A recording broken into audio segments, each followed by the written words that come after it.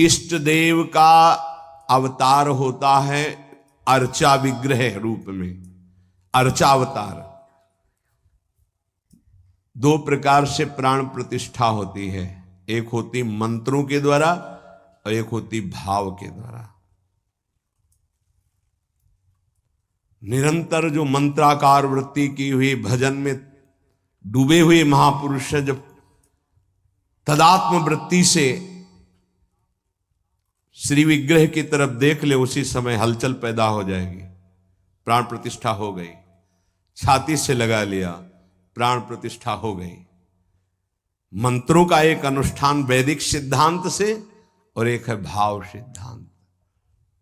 धन्ना जाट के भांग के बट्टा में कोई प्राण प्रतिष्ठा मंत्र से नहीं हुई, भाव से भगवान प्रकट हो गए थे। सिलपिल्ले बाई के भाव से भगवान प्रकट। जब हम अपने प्रभु को अपने प्रभु की भावना से प्यार से देखते हैं तो वहीं प्रकट हो जाते हैं।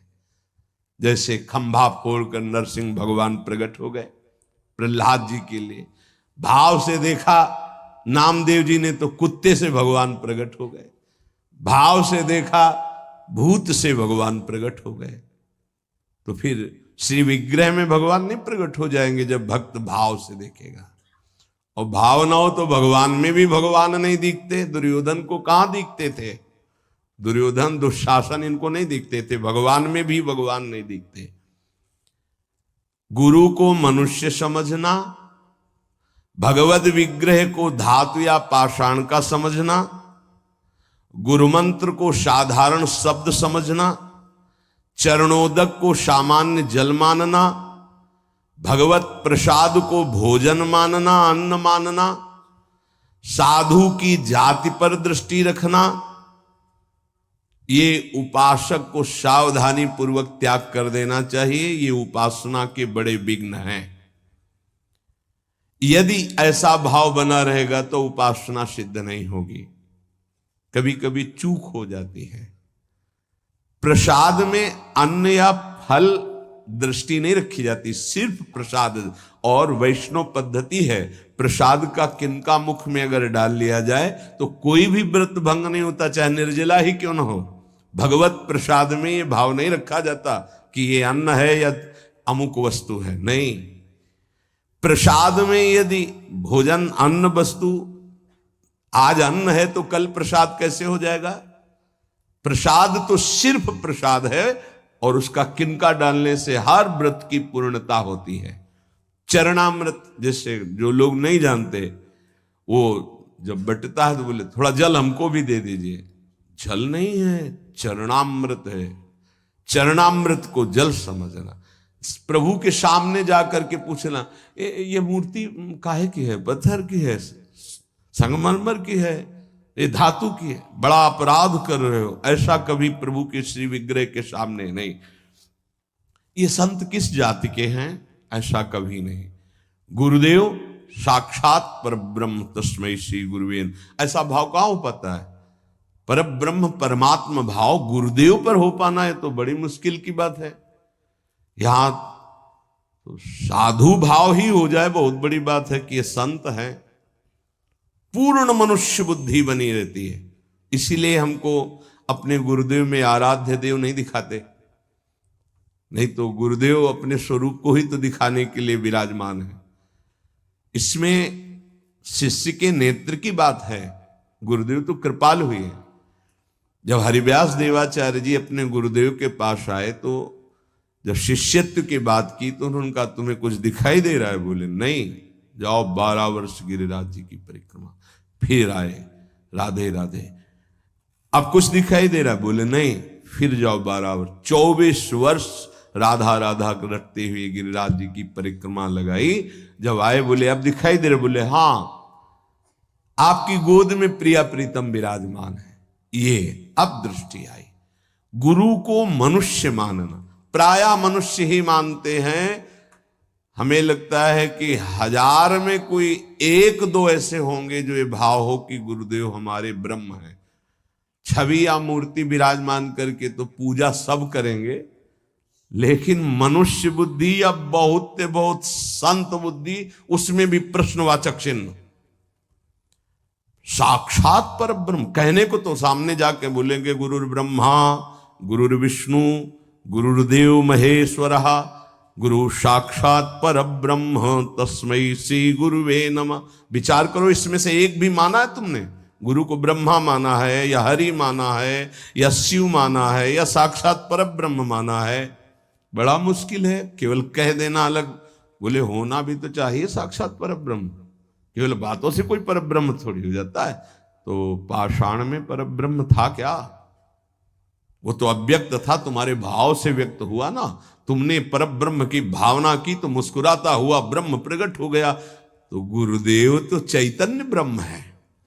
आपकी भावना यदि हो जाए कुत्ते से विट्ठल भगवान प्रकट किए तो भावना ही तो की प्रभु प्रभु सूखी मत खाओ, थोड़ा घी रोटी मिला, नाथ आपके लिए ही तो है। तो ऐसे देखो साक्षात विट्ठल भगवान गुरुदेव में, प्रभु आपका सर्वस्व, आपका प्राण मन तन सब, मैं आपकी ही तो उपासना कर रहा हूं। मुझे और कोई भगवान नहीं चाहिए, बस आपका साक्षात्कार हो, आप प्रसन्न हो जाएं, आपकी अधीनता। ऐसा कहां? ऐसा होगा तो भाव बदल जाएगा। गुरुदेव के प्रति परब्रह्म भाव हो जाए तो साधक को कुछ करना नहीं पड़ेगा, अपने आप उसके अंदर समस्त दैवी संपदा प्रकाशित हो जाएगी। परब्रह्म भाव होना बहुत कठिन है।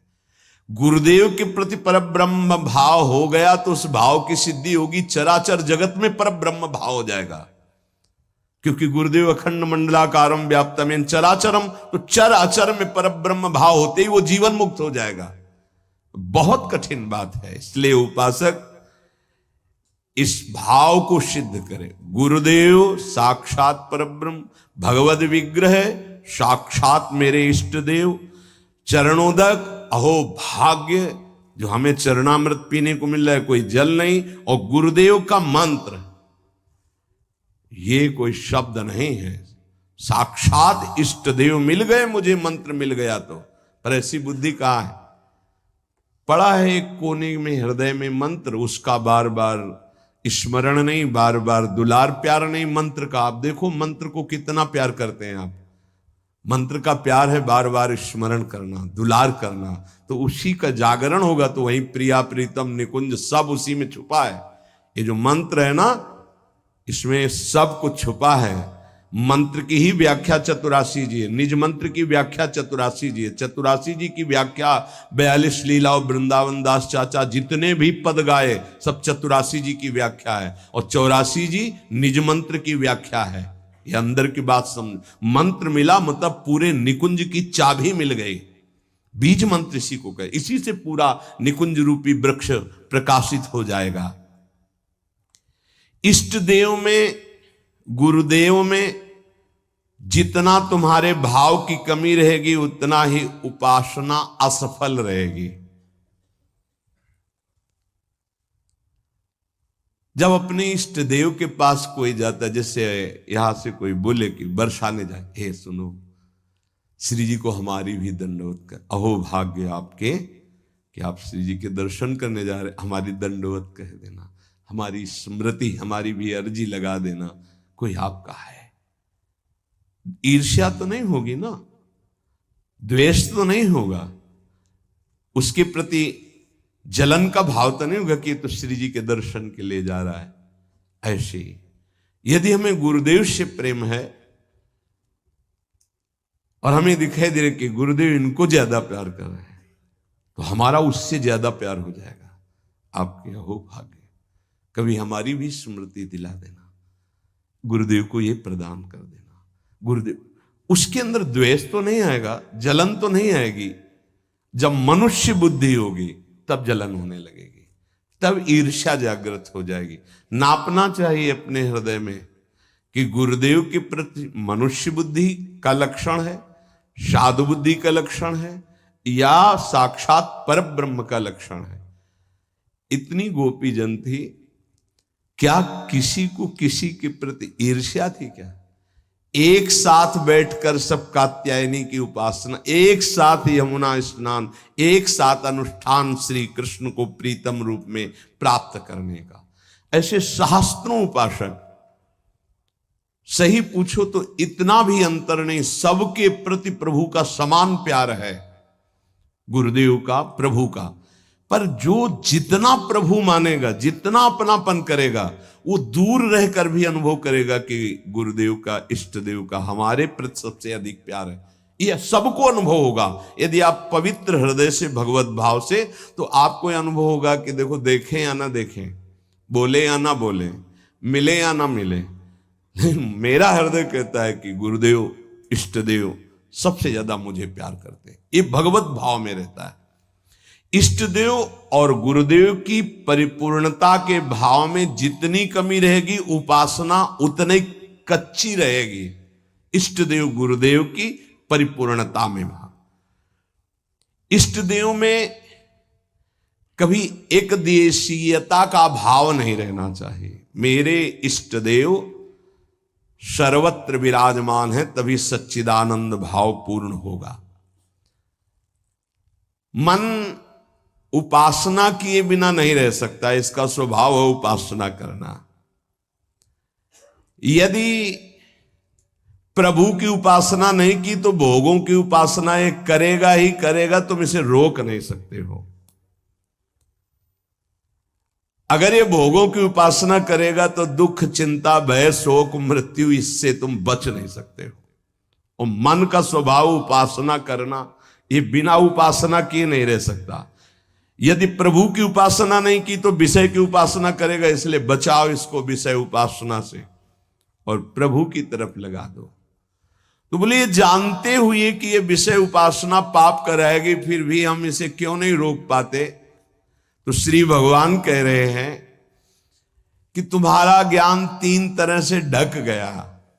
पहला, अग्नि में जैसे धुआं पर अग्नि है, अर्थात ज्ञान है, पर धुआं हट जाए तो सही ज्ञान दिखाई दे, ऐसे पहली स्थिति उपासक की विषय उपासना की तरफ, काम वासना की तरफ जब होती है, उस समय एकदम वो ज्ञान जागृत करने के लिए सत्संग आदि का सहयोग तो बच जाएगा। नहीं, दूसरी आती दर्पण में मल की तरह, अब उसमें बड़ा प्रयास करने पर।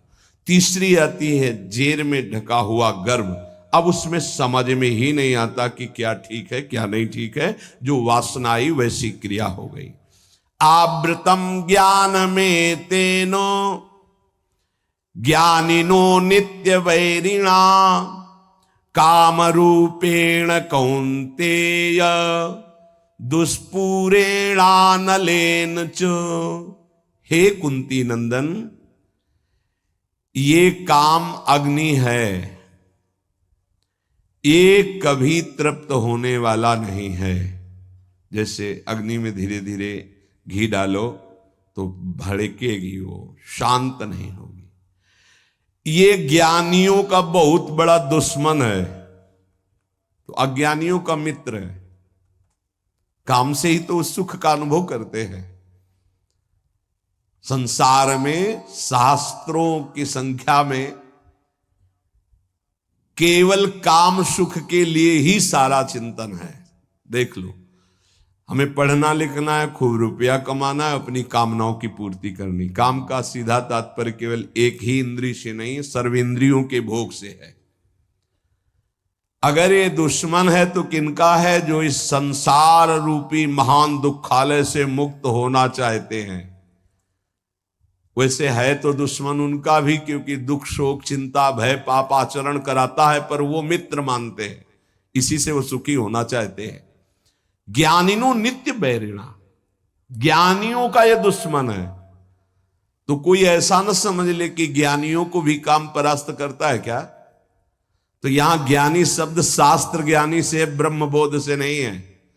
ब्रह्मबोध संपन्न महापुरुष के हृदय में नहीं स्वात्मा रामम विषय मृग तृष्णाम भ्रमयति, भ्रम पैदा ही नहीं कर सकती माया। जहां आता है जो ज्ञानिन कर चिता परई बरियाई विमोह बस करई, वो शास्त्र ज्ञानी, ब्रह्मबोध संपन्न महापुरुष नहीं, वहां गुंजाइश ही नहीं है। जैसे भगवत प्रेमी महात्मा नहीं। अभी वैदिक भक्ति, गौड़ी भक्ति तक हो सकता है, लेकिन अनुराग, जहां अनुरागात्मिका भक्ति जागृत हुई, प्रेम लक्षणा भक्ति, वहां प्रवेश नहीं किसी विकार का। ऐसे ही शास्त्र ज्ञान साधना तक हो सकता है काम का प्रभाव, लेकिन ब्रह्मबोध संपन्न महापुरुष के हृदय में नहीं नहीं नहीं। ऊसर बरसई तृण नहीं जामा, संत हृदय जिम उपज न कामा। भगवान कह रहे हैं दुष्पूरेणा नलेन च, ये कभी पूर्णता नहीं होती काम में। अग्नि में घी की आहुति सुहाती सुहाती डाली जाए तो कभी वो बुझेगी नहीं, बढ़ती चली जाएगी। ऐसे ही कुछ लोग सिद्धांत कहते हैं भोग से योग। भाई शास्त्र तो आज्ञा नहीं करता ऐसा। न जातु कामः कामानाम उपभोगेन साम्यति हविषा कृष्ण वर्तमेव भूय एवाभिवर्धते। कभी काम भोग से कामनाओं की शांति नहीं होती और बढ़ती है जैसे आग में घी डालने से। कलयुग है, बड़े सिद्धांत चलेंगे। कलयुग में शास्त्र विरुद्ध आचरणों की बाढ़ आ जाएगी। शास्त्र सम्मत चलो, परिपक्व अवस्था आएगी तो सिद्ध हो जाओगे। सिद्धों का नाटक न करे, नहीं तो माया जब अपना नाटक खड़े करेगी तो आप टिक नहीं पाओगे। और जो सिद्ध हैं उनके आगे से लजाकर भाग जाती माया, अपना कोई प्रभाव नहीं दिखा पाती। नाटक मत करो, ईश्वर की माया बड़ी प्रबल है, डरते रहो। जब परिपक्व अवस्था आ जाएगी तो भ्रम ही खत्म हो जाएगा। आजकल नए नए सिद्धांत बनाए जाते, नई नई बातें प्रकट की जाती हैं। ये समझ में नहीं आता कि शास्त्र सम्मत आचरण करने वाला महापुरुष ही सिद्ध होता है, शास्त्र विरुद्ध आचरण करने वाला नहीं। जिस समय माया ये देखेगी कि तुम मायापति के भी ऊपर सिद्ध हो गए हो, फिर वो जब प्रश्नवाचक चिन्ह खड़ा करेगी तो फिर नहीं निकल पाओगे। यहां बड़े बड़े झुक के निकले हैं, कोई भी हो। इसलिए हर उपासक से प्रार्थना है कि दंभ नाटक पाखंड न किया जाए। धैर्य पूर्वक चलोगे तो सिद्ध हो जाओगे। तुम्हारा जन्म ही हुआ है सिद्ध होने के लिए। कभी भोगों से योग की प्राप्ति नहीं होती। जगत गुरु भगवान श्री कृष्ण से बढ़कर कोई ज्ञानी नहीं है। त्यागात शांतिरनंतरम भगवान के शब्द हैं, और ये भी भगवान के शब्द हैं। और लोगों का मन यही चाहता है कि कोई ऐसा मार्ग मिले जिससे मनमानी भोग भोगने को मिले और योग भी हो जाए। फिर क्या है, फिर तो भीड़ वही लगेगी जहां भोग से योग है। भोग त्याग से योग, उसमें तो कोई बिरला। कोई एक पाव भगत जी में मोरी। आज शास्त्र की मर्यादा को ही नहीं समझा जाता है। जो जितना मन, फिर अंत में बड़ी दुर्गति होती है। मनमानी आचरण करने वाले की अंत में बड़ी दुर्गति होती है। इसलिए सावधान, तस्मात् शास्त्रम प्रमाण। आज तक ऐसा कोई सिद्ध महापुरुष नहीं हुआ जो शास्त्र मर्यादा के विपरीत आचरण सिद्ध होके करता हो। साधन काल में शास्त्र मर्यादा से चलने वाला ही सिद्ध होता है, तो उसका स्वभाव शास्त्र मर्यादा बन जाता है। बड़े बड़े महापुरुषों के दर्शन हुए, कभी शास्त्र मर्यादा के विपरीत आचरण नहीं हुए। वृंदावन में भी, गंगा किनारे भी एक से एक महान सिद्ध पुरुष। शास्त्र मर्यादा, शास्त्र मर्यादा के विपरीत आचरण कभी सिद्ध नहीं होता। शास्त्र आज्ञा कर रहा है, भगवान आज्ञा कर रहे हैं कि दुष्पूरेणा नलेन च, कभी भोगों से शांति नहीं प्राप्त हो सकती।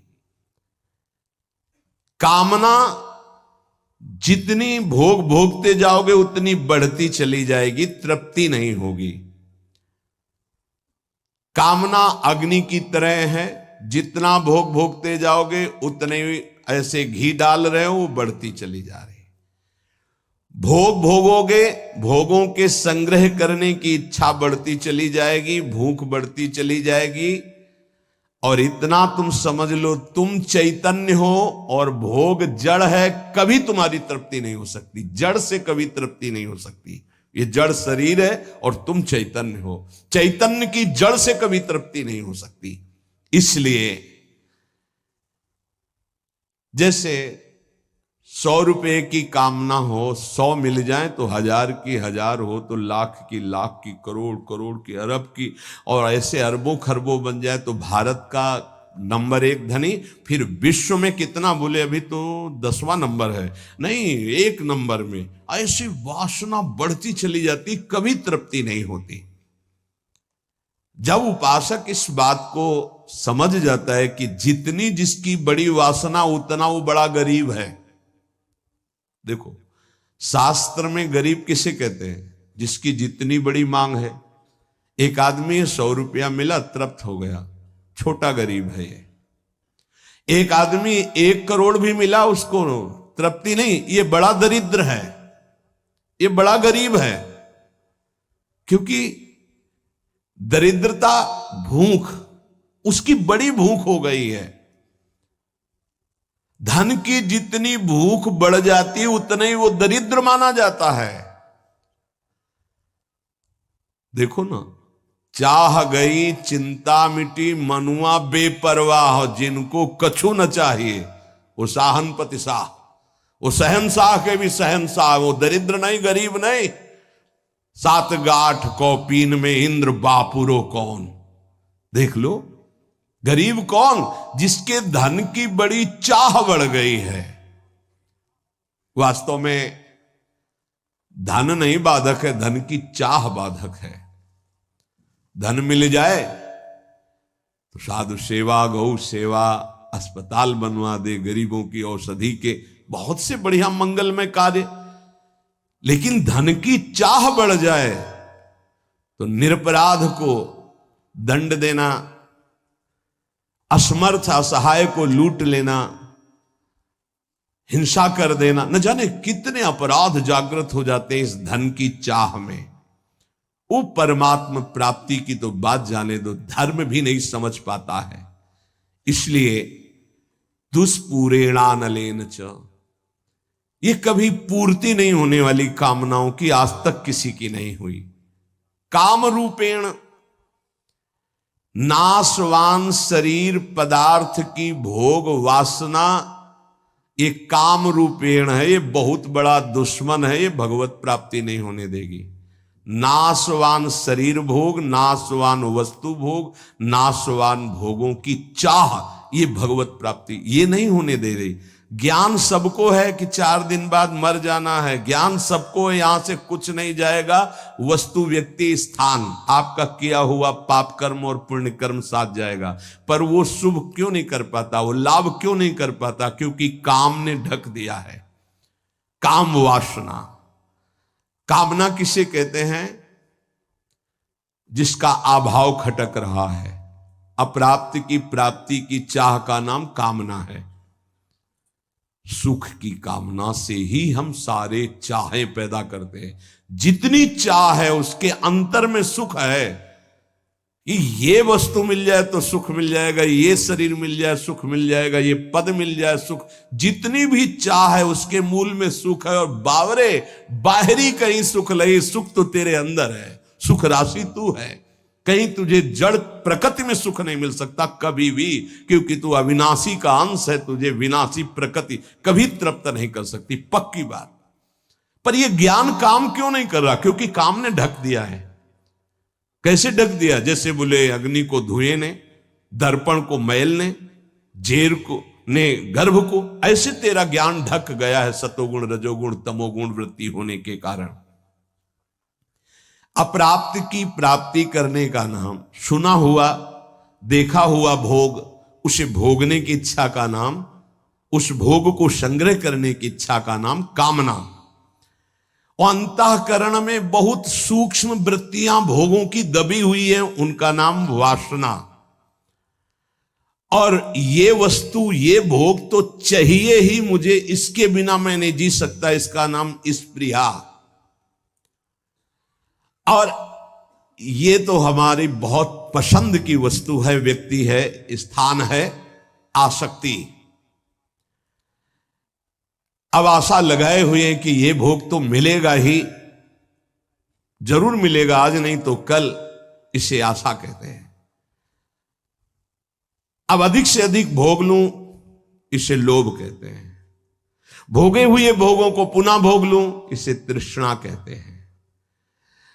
अब चाहे मांगना ही क्यों न पड़े, ये प्रबल इच्छा बढ़ गई, याचना। इस तरह ये पूरा काम ही है जो कामना, वासना, स्पृहा, आसक्ति, याचना, लोभ, तृष्णा इनके रूप में प्रकाशित होता है। ज्ञानिनो नित्य वैरिणः, जो साधन मार्ग आपको मिला है और जो इस मार्ग में चल रहे हैं वो सब साधक ज्ञानी हैं, चाहे जिस मार्ग के हो। क्यों? क्योंकि वो अज्ञान का त्याग कर सत मार्ग में चल रहे हैं, तो विवेकी तो है ही, ज्ञानी तो है ही। उनका एक खास दुश्मन है। और बोले जितने संसारी लोग हैं उनको तो मार के गिरा दिया। दुश्मन तो तब होता है ना विपक्ष खड़ा हो, वहां कोई विपक्ष ही नहीं है, वो तो उसी में राजी है ना। साधक ज्ञानी, जो ज्ञान जागृत हुआ कि असत है और त्याग कर चला, अब वो गिराने की कोशिश। काम रूप बैरी, ज्ञानिनो नित्य बैरिणा। इसको दुश्मन कौन समझता है? काम को मित्र समझता है, दुश्मन कहां समझता है। अंदर कामनाएं उत्पन्न नहीं, कभी जले कि ये दुश्मन जागृत हो रहा, नहीं, आप उसको मित्र मान रहे। जो मन कामना से युक्त होता है, उसे पूर्ति करने के लिए प्रयासरत हो जाते हैं। साधन ना करने वालों के लिए ये महान दुखदाई है, पर वो पहचानते नहीं हैं और साधक पहचानता है इसे। भगवान स्वयं कह रहे हैं कि जो विवेकशील मेरी साधना प्राप्ति में लगा है, उसका ये नित्य बैरी है।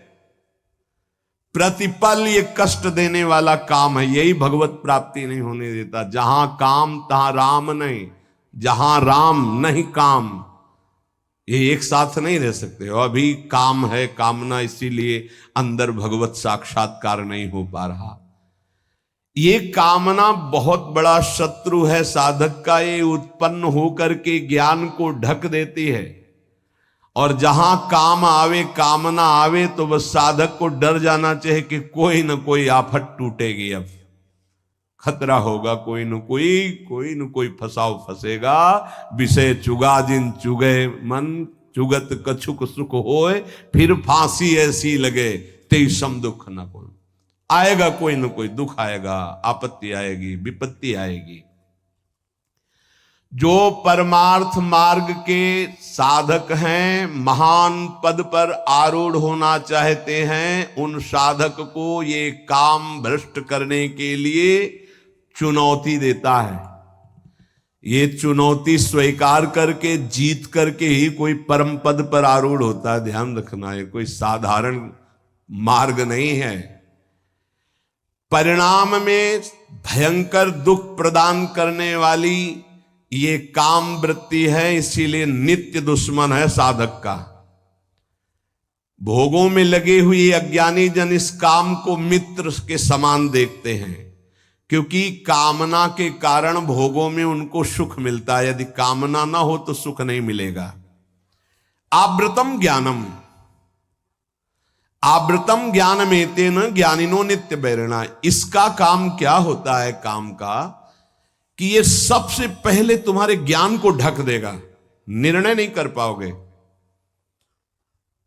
कि ठीक है कि गलत है, गलत है कि ठीक। अरे चलो, निर्णय नहीं कर पाओगे, फिसल जाओगे। ये वैसे होता तो हर योनि में इसका प्रभाव है, काम का। चींटी, चुनमुन, पक्षी सबके अंदर। मनुष्य में एक बचाव पक्ष केवल है, विवेक। अन्य योनियों में ढका रहता है, वो प्रयोग नहीं कर सकते। केवल जीवन निर्वाह तक का ज्ञान है। अन्य पशु पक्षी को कहां पाना है, कैसे पानी पीना है, बस इसके आगे नहीं। मनुष्य इस काम से बच सकता है, अन्य जीवों के लिए बचने का कोई ज्ञान नहीं है। केवल मनुष्य, और उसमें भी साधक। पर यह काम इतना प्रबल है कि सबसे पहले ज्ञान को ढकता है, निर्णायक को पकड़ लेता है। निर्णायक है बुद्धि, और निश्चय करती सुख तो है इसमें। आप कोई नहीं बचा सकता, निर्णायक फंस गया। पेशकार चिल्लाता रहे और न्यायाधीश ना बोले, तो पेशकार की एक भी नहीं चलेगी। मन है पेशकार, बुद्धि है न्यायाधीश, और न्यायाधीश बोल पड़े तो फिर पेशकार की नहीं चलेगी। न्यायाधीश को ही पटकता है, बुद्धि न्यायाधीश है पूरे साधना में, पूरे अंतःकरण में। काम बुद्धि को सबसे पहले, मुखिया को पकड़ ले, पूरा का पूरा घर अधीन हो गया। तो इस घर का मुखिया, साधना का मुखिया है बुद्धि। बुद्धि उसको तत्काल बुद्धि बचा ले। होए बुद्धि जो परम सयानी, तिन तन चिते ना नहित जानी। ये तो नाश कर देगा हमारा, नहीं, बुद्धि अधीन ना होने पावे। बुद्धि अधीन हो गई तो फिर पूरा डिपार्टमेंट अधीन हो जाएगा। जैसे राजा को बंदी बना लिया तो सब अस्त्र डाल देंगे सैनिक, उनको बंदी बनना ही पड़ेगा। ऐसे ही पूरे साधना का जो मुख्य है वो बुद्धि है, पूरे अंतःकरण का जो मुखिया है वो बुद्धि है। काम क्या करता है? बुद्धि को सीधे बंदी बनाता है, ध्यान रखना, सीधे बुद्धि को अटैक करता है। बुद्धि तो निर्णय करने में असमर्थ हो जाती है, यार बुद्धि काम नहीं की, मेरे से गलती हो गई, बुद्धि काम नहीं की। और जब कोई डांटता है कि तुम्हारी बुद्धि भ्रष्ट हो गई, तुमने ऐसा क्यों बोला, ऐसा क्यों किया, ऐसा क्यों खाया, ऐसा क्यों, बुद्धि, वो बुद्धि को अपने अधीन। किस बुद्धि को? जिसमें ये निश्चय हो गया कि सुख तो है यार इसमें। अब वो बुद्धि बच नहीं सकती, क्योंकि उसमें काम का पर्दा ढक गया कि सुख है। भगवान कहते दुख योनि या दुखालयम, तुमने निश्चय कर लिया सुख है, भगवान के विरुद्ध। अपने प्रति कोई अप्रिय व्यवहार करे तो बुरा लगता है ना, तो इससे ज्यादा अप्रिय व्यवहार क्या होगा जो हमारे इष्ट और गुरु से हमको विमुख कर दे। वो बुरा नहीं लगा तुम्हें, काम तुम्हें प्रिय लगा, यही बुद्धि भ्रष्ट का लक्षण है। और देख लो, इष्ट और गुरु से न जाने कितने दूर कर देता है ये काम। अगर साधक इस वैरी को वैरी की तरह देखे, तभी क्या ज्ञानिनो नित्य वैरिणा, तुम्हारे परम सत्य इष्ट से दूर कर दिया स्मरण, और तुम्हें बुरा नहीं लगा, तुम उसको प्रिय भाव से देख रहे हो काम को, इसका मतलब तुम्हारी बुद्धि भ्रष्ट हो गई, पकड़ में आ गई काम के। इसीलिए निरंतर भजन करना। सेवक जी महाराज निष्काम धर्म के सिद्धांत के वर्णन करने वाले वो भी मांग रहे हैं, देव कृपा करी बुद्धि प्रकाश, हमारी बुद्धि सदैव प्रकाशित रहे, अंधकार से युक्त ना हो तभी ठीक है। अगर प्रकाश क्या है? नाम, नाम जप, उसी से शुद्ध ज्ञान बचा रहेगा। नहीं, ज्ञान होने पर भी ज्ञान को ढक देगा। नाम जप बहुत आवश्यक है, बहुत आवश्यक। नाम जप देख लेना, अगर आप पकड़ लिए नाम जप तो आप परिणाम देख लेना, लोक परलोक में सब जगह। तुमको ये तो याद नहीं रहेगा कि ये शब्द बार बार याद रहे कि देख लेना, कृतार्थ कर दिया, ये बात याद नहीं रहेगी, लेकिन कृतार्थ हो जाओगे। मान लो, केवल तुम मान लो। आंख मूंद के जब सब कर ही रहे हो तो एक और पकड़ लो ना, राधा राधा राधा राधा, सुख मिले दुख मिले, अब कुछ भी हो छूटने वाला नहीं राधा नाम, तो आप देख लेना परिणाम में। कामना के त्याग में सुख है, ये बुद्धि ज्ञान नहीं दे पा रही है। ज्ञान तो है कि गलत है, पर अंदर है कि इसमें सुख है, तो गलत होने पर भी हमसे हो जाता है। ये ज्ञान सच्चा नहीं है कि इसमें सुख नहीं है। और जिसके हृदय में ये आ गया है कि संसार में भोगों में सुख नहीं है, सातरत सा लोकांतार्यति, बस इतना ही झंझट है। जो फसाव है, जो बंधन है, वो केवल इतना ही है कि शास्त्र और सदगुरुदेव कह रहे हैं संसार में भोगों में सुख नहीं है, वो हमारी बुद्धि कह रही है। बस ये झगड़ा मिट जाए, जो वो कह रहे हैं कि नहीं, तो हमारे हृदय में भी आ जाए नहीं, बस हो गया। इतनी बात केवल सुधारनी साधना से कि जो शास्त्र और गुरुदेव कह रहे कि संसार में भोगों में सुख नहीं, तो वही बात हमारे हृदय में आ जाए। और वो उतर नहीं रही। ईमानदारी से वृंदावन की भूमि में बैठे हो, देख लो। हाँ, कहीं बहुत है तुम दुखी हो गए हो तो कहोगे कि सुख नहीं है, पर अनुकूलता आ जाने पर आ जाएगा कि सुख है। कहीं पिट चुके हो तो कह दोगे कि बहुत दुख है, क्योंकि वहां पिट चुके हो। लेकिन वही अनुकूलता आ जाए तो फिर आ जाएगा कि ले सुख तो है। बहुत विचित्र है भगवान की ये माया, बहुत विचित्र है। जब मनुष्य उपासना मार्ग में चलता है तो कामनाओं की बाढ़ आती है, ध्यान रखना। कैसे? जैसे किसी दुश्मन को गिरा दिया है, वो पड़ा है तो वो आराम से बैठा हुआ, उसको कोई दिक्कत नहीं क्योंकि पड़ा है। अगर खड़ा हो गया दुश्मन, अब वो क्या करेगा? बैठा रहेगा? वो तो पूरी ताकत लगा के फिर गिराएगा। अपने लोग खड़े नहीं, अपने लोग चल पड़े हैं प्रभु की तरफ। आप काम टांग मारेगा कि एक कदम नहीं चलने देंगे। तो ये ज्ञानिनो नित्य वैरिणा। अब उसके ऊपर जो पहले कभी गंदगी नहीं समझ में आई थी, उससे ज्यादा गंदी बात उसको समझ में आई। ये बिल्कुल स्पष्ट समझ लीजिए। आप देखोगे श्री जी की तरफ, प्रभु की तरफ, और उसी क्षण वो दिखाएगा कुछ और, इतनी गंदी बात दिखाएगा कि आपको लगेगा कि हम प्रभु की तरफ भी न देखें।